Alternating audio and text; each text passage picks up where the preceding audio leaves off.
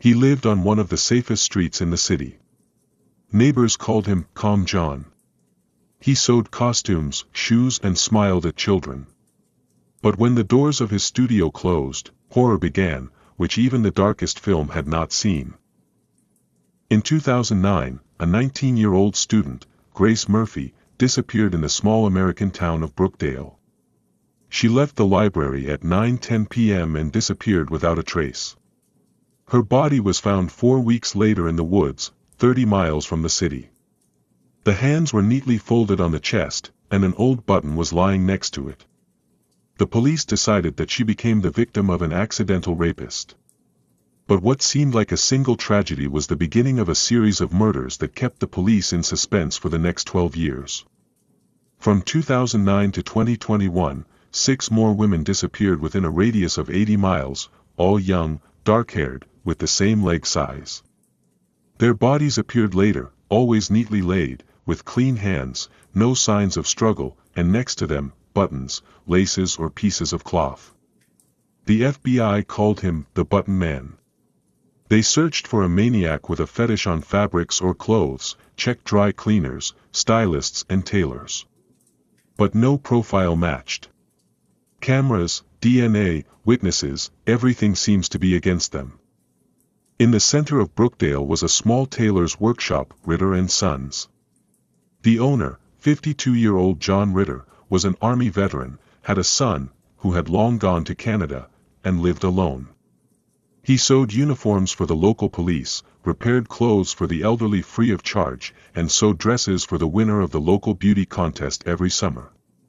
His workshop was one of those that still accepted cash and knew each client by name.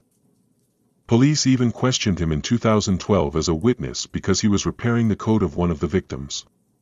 But John had the perfect alibi, the cameras from the coffee shop across the road, the check from the workshop, even the testimony of the priest.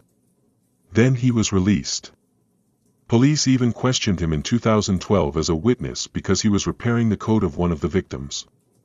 But John had the perfect alibi, the cameras from the coffee shop across the road, the check from the workshop, even the testimony of the priest.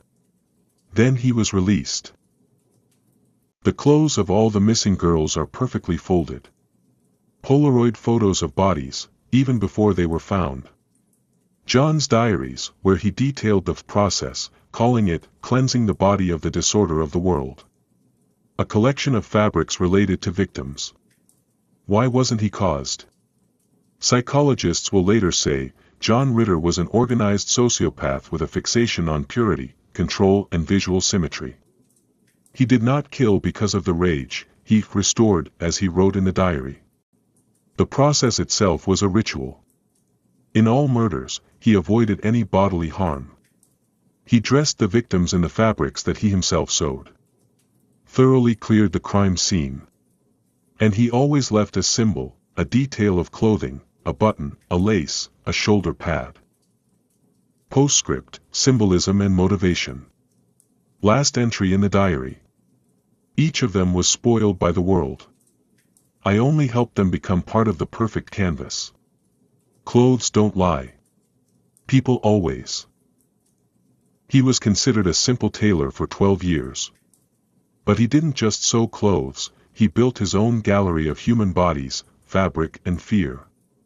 And the worst thing about this story is how easily we ignore monsters if they are polite, neat and good at sewing costumes. Subscribe if you like to solve dark secrets. And remember, real monsters often wear the best jackets.